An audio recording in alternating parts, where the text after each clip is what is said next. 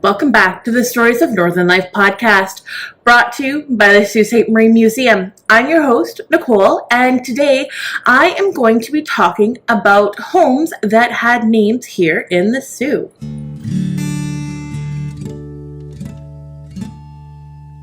So as I said, we are going to be looking at homes that used to have names here in the Sault, and most of them are, I think, gone, but then some of them are still around. So there are two Sault Star articles that I found that have helped me in finding these homes and even sometimes how they got their names. So the first one we have is from 1905. So the first home that we have that has a name is Montfermier. So not sure how many of you have heard of that one before, but that used to be Mr. Clerg's home, or the home that his parents had. So in 1905, it is saying that Mr. and Mrs. J.H. Clerg were sitting on the brow of the hill at the head of John Street, which overlooked the Sault. So I've been trying to find exactly where this home was, and it seems impossible looking at all our directories. I can't find an address. So I don't know exactly where it is. There's a lot of theories behind it, but it's sort of one of the Sault Ste. Marie mysteries of where exactly this house was. But here's what the article says anyway. This is the name of the splendid home of Mr. and Mrs. J.H. Clerg on the brow of the hill which overlooks the Sault and commands a view of the river for miles. The word is made up of mount, meaning mount or hill, and fermier, which is tenant. The significance of Montfermier, therefore, is a hill dweller or something of the sort. And then if we are looking in the 1912 article, it's saying this is the home of Mr. and Mrs. Talbot and family. So by 1912, the home had changed hands. And so maybe around 1911, the Clark family sort of moved out and the Talbots moved in. It's basically just saying that the house is at the head of John Street in what was Steelton. So if it's saying it's at the head of the street, it's probably at the end, and that would have been near Conmee at the time. So somewhere maybe around John Street and Conmee. Not sure. That's just one guess. Next up, we have Lyndhurst. So this one, if you maybe remember me talking about my episode on the hospitals in the Sault, you might have heard me mention Lyndhurst before. So this was the home of the Plummer family, and it was located on Queen Street. And this is the home that the children of the Plumbers actually donated to the public hospital campaign group. So at the time, there was the General Hospital, which was more a Catholic hospital because it was being run by the nuns. And then another group was trying to set up a sort of public hospital that that was more, I guess, Protestant, you can say, or didn't even really have a denomination. And they had set up the Royal Victoria Hospital, but it was getting too small. So the Plummer family donated the home, with the stipulation that the name of the hospital was to be changed to the Plummer Memorial Public Hospital. And as you know, that happened. So the home was located right where the Plummer Hospital is today. So the building that has now been converted into the condo, so that main section of the Plummer Hospital, was right just to the east of the home. So the Plummer family home, Lyndhurst, it was right tucked up next to it, a little bit closer to where the doctor's building is today. Then we have Saint Marie. And so Saint Marie is Mr. H. Everden's residence in the East End. The name is always spelled as given herewith. And so in 1905, it's saying that was Mr. Everden's, and then by 1912, it is saying that Mr. Sargent lived there. And I believe the home was located around 1066 Queen Street East. It said it was on the north side of Queen and 1 east of Upton. But right there, I'm pretty sure it is gone, as it has been replaced by a number of new homes. Then we have the Clyde. It's on Herrick Street. And it says that it is where Mr. and Mrs. Alan Templeton reside. In Scotland, Mr. Templeton lived beside the famous river, so I'm guessing the Clyde, and after he first came to this country, he lived in a place named after it. And so he actually had a horse livery, and so it was probably a little bit of a bigger property, and I believe the address would have been 3 Herrick Street, but that is now gone and replaced with another sort of apartment building and parking lot. Next off, we have Noatun, meaning by the water, and it's a Norwegian name. Mr. and Mrs. E.A. So just really not sure how to pronounce this. Sjostedt. And so it was their fine home, very appropriately bearing the name by the water. But then by 1912, it's saying that the Davis family was living there. And I believe the address would have been 1077 Queen Street East. And it's saying it was on the south side, 1 east of Upton. So basically right across the street from the home Saint Marie. Then we have Locust Lodge. So at first thought, Locust Lodge doesn't seem a very nice name, but it's described as Locust Lodge is that home-like place on the corner of Wellington and Church Street, where locust hedges are to be seen. Mr. and Mrs. James Bassingthwaighte live here. So it's named after the hedges, so that seems a little bit of a nicer name. And then in 1912, it is still saying that it is the home of the Bassingthwaightes. And I think that the address might have been 823 Wellington Street East, and I believe it is gone now and replaced with a new home. Next up, we have Hillcrest, and so this is on Summit Ave and the Pym Street Hill, and it well describes the home of Dr. and Mrs. Adams. And then in 1912, still saying that Dr. Adams lives there. And with that, I was able to find that the address most likely is 39 Summit. Now, the only tricky thing with that is Summit, or the homes on Summit did go through address changes.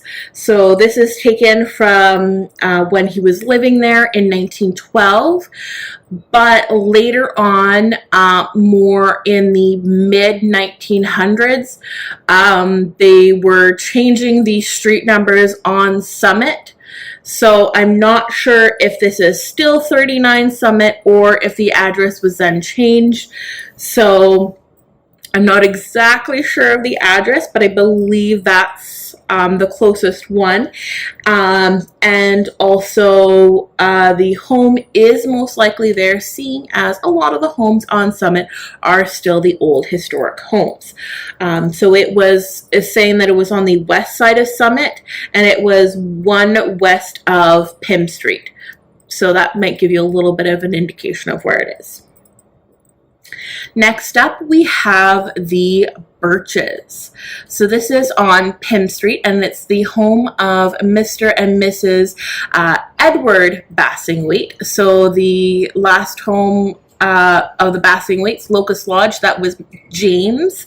And so this is Edward. So maybe brothers. I didn't quite look that up. But it says that the name was very fitting. So they probably had a lot of birches around their home. And then if you go over and you look at the birches, it doesn't really seem to describe it in the 1912 article. So maybe the Bassingthwaightes weren't living at that one, and they the next owners decided to not continue on with the name. And I believe the Birches was at 134 Pym Street, and the home could still be there. But I do know around 1920s there was a series of homes that were torn down and replaced on Pym Street. And so this might have been one of them. So it could still be there. Or it could have been replaced. I will let you be the judge of the old historic homes or not. Next up, after the Birches, we have Upton. So everybody probably knows Upton House. This is on 10 Kensington Terrace, and it was the original home of Weymouth Simpson. But here in this 1905 article, I find it interesting. So it says, Upton, Mr. and Mrs. John M. Begg call their home after the estate of Mrs. Begg's father, which was a very important social center in the old days. So I'm not sure if maybe Mr. and Mrs. Begg were the ones to name the home, and the Simpson family hadn't really named their home at all. So this is just sort of one interesting fact I found in my digging. And then in 1912, I do still see that the Begg family was living in Upton House.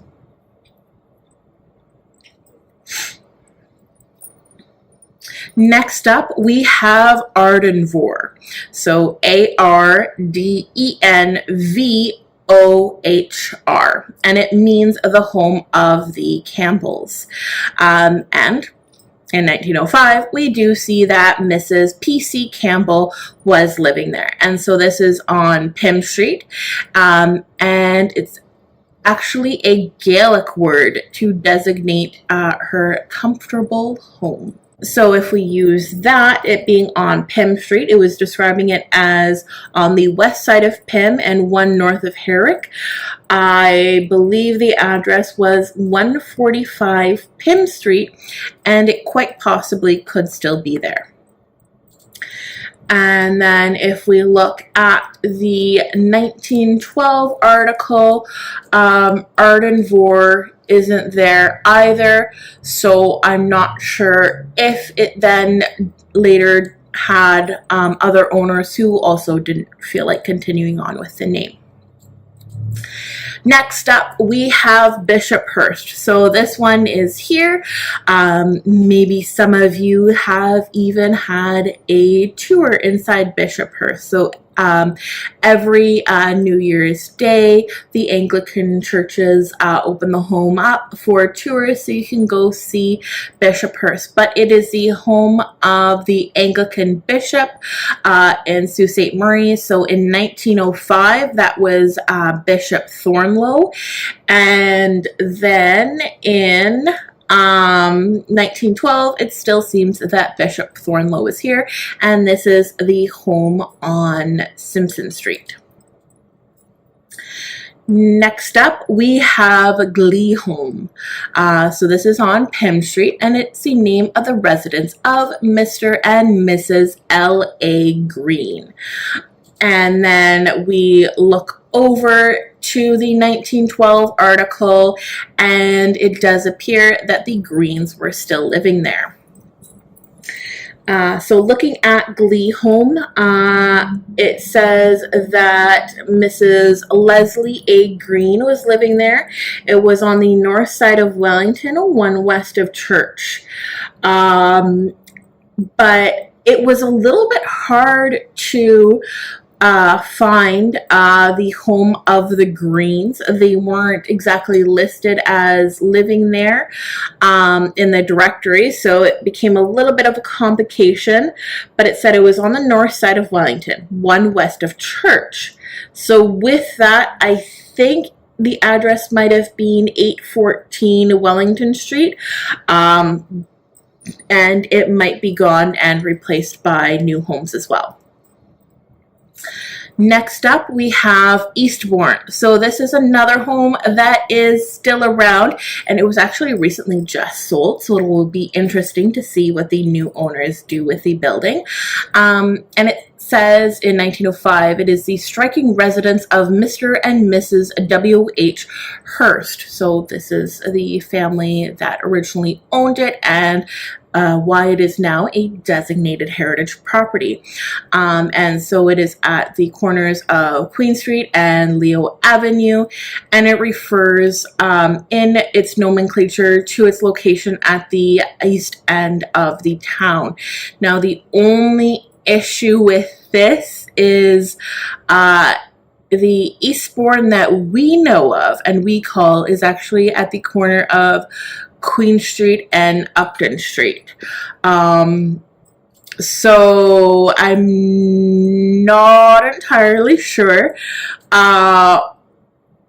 why it is saying Queen and Leo here and calling it Eastbourne. So there is an old historic home at that corner as well, but the Eastbourne that we always know of and the Eastbourne where the Hurst family lived, we've always seen as at the corner of Queen Street and Upton Street.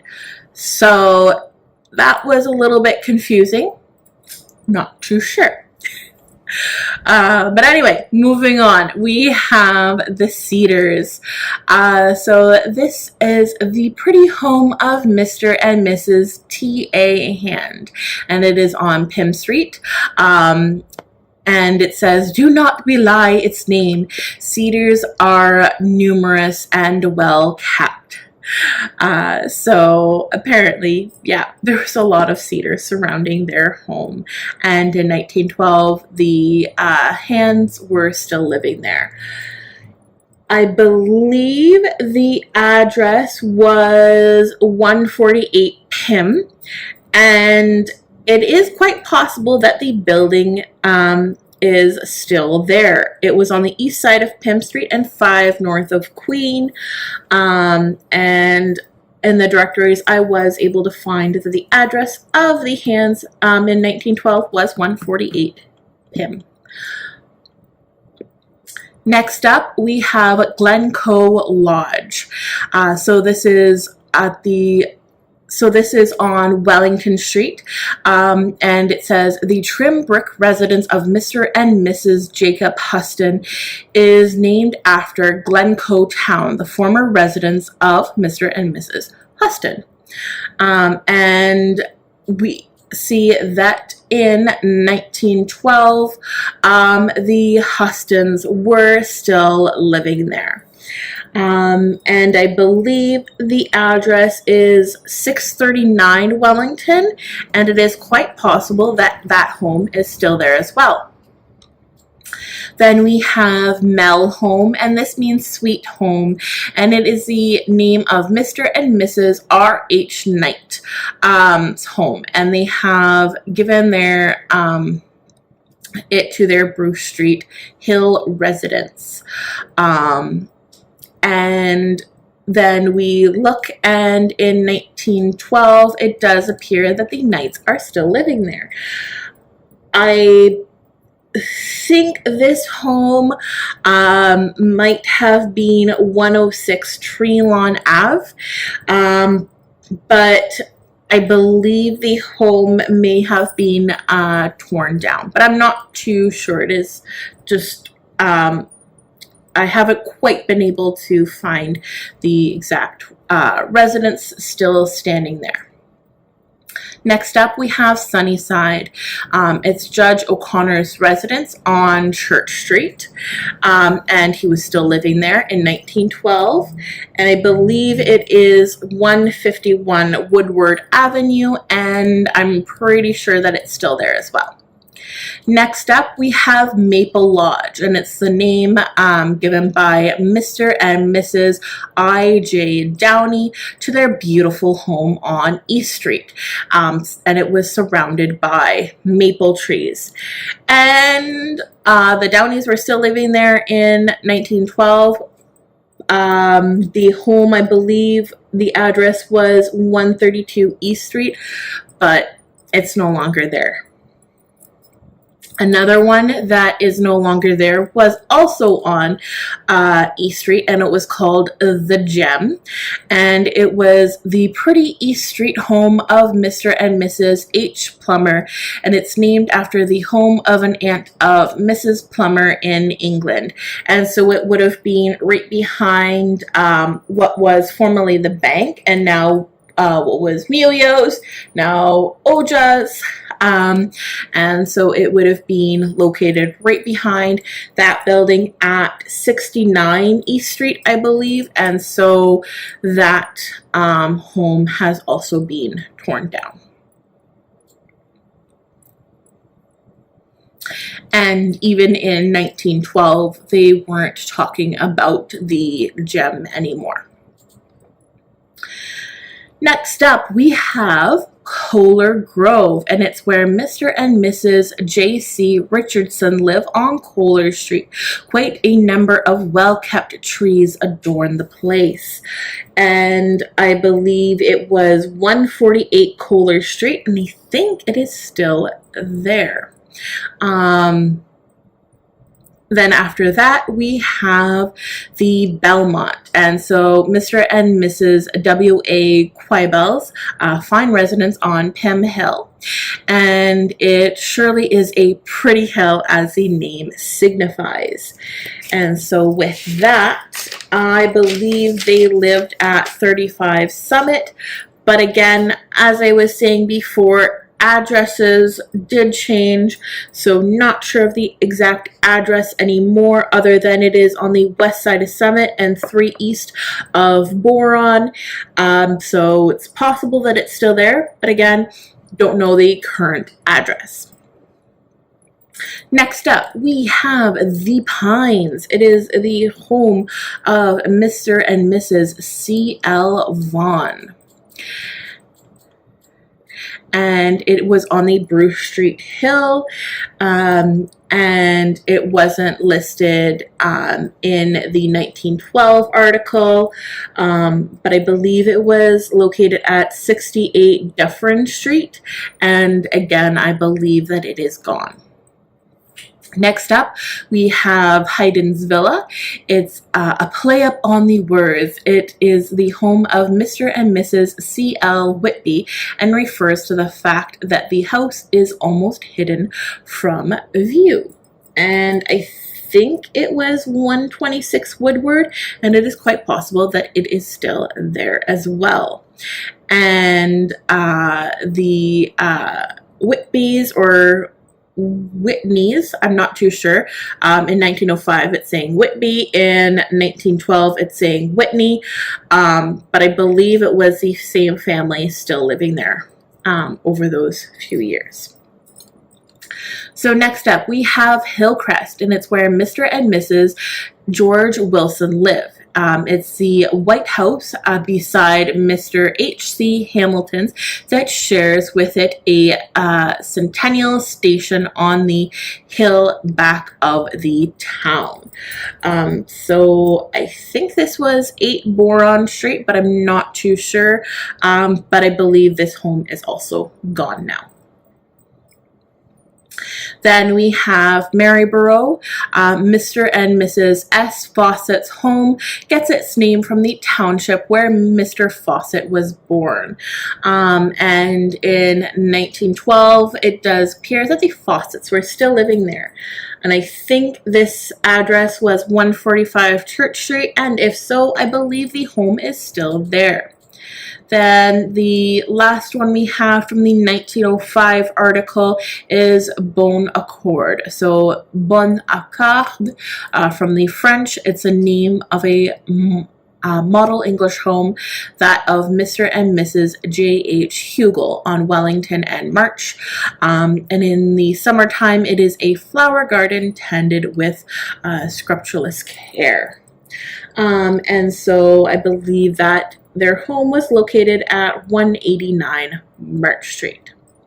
So then moving on to the rest of the homes from the 1912 article. We have The Hill, and it was the home of Mr. and Mrs. T.S. Atkinson, who lived on the Great Northern Road just at the top of Pym Hill. Now, at the time when they were living there, the address was 63 Great Northern Road, but I believe the address has changed to 267 Pym Street, as their address was described on the west side of Great Northern, one north of Summit, and that now actually puts it on Pym Street rather than Great Northern Road. Then we have Jubilee Cottage. So I have been really trying to find the exact address for this street because it's describing it as the corner of Bay and Elgin Streets. And it was built in Queen Victoria's Jubilee year, so 1912, by Mr. Westcott, who was then lumbering near the Sioux. Okay, so Elgin Street at this time didn't go below Bay. So if it's saying it's at the corner of Bay and Elgin, it's probably on the north side of Bay. But I can't find anything to say that Mr. Westcott was living there, or whoever was living there. I don't really know the address. The best I can say is that it was at the corner of Elgin and Bay, and we do have a picture of the home, so we know that it actually did in fact exist. The directories just don't seem to agree with that. Then lastly, we have Sunset Cottage, and this house was built in 1888 by Mr. Gorby, but then later owned by the Hawkshaws. And I actually think this is my ancestors' home, as they were the Hawkshaws, and my grandma always said that they had a home under the bridge, or what is now the International Bridge, but it's saying this home was next to the International Bridge. So if they're talking about it in 1912 time, they're meaning the International Railway Bridge, which was also built in 1888. So this could be the home, and it would have been torn down when they did construct the other more common international bridge that we know of in the 1960s. So they probably was torn down 1960, 61, as they were completing the bridge in 62, and then officially in 63. So that is all for the homes that have names.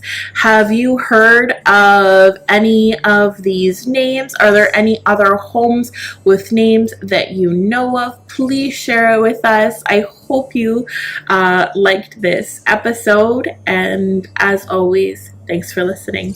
Bye. Did you know you can get unlimited admission to the Sault Ste. Marie Museum for a whole year for just $15? Yep, that's right, and there's more perks to that too. Go to Sault Museum, that's SAULT museum.ca, under Visit and learn more about our membership options. And if you're a business, corporate or nonprofit, we have plans for you too. Reach out to us by emailing info@saultmuseum.ca with any inquiries.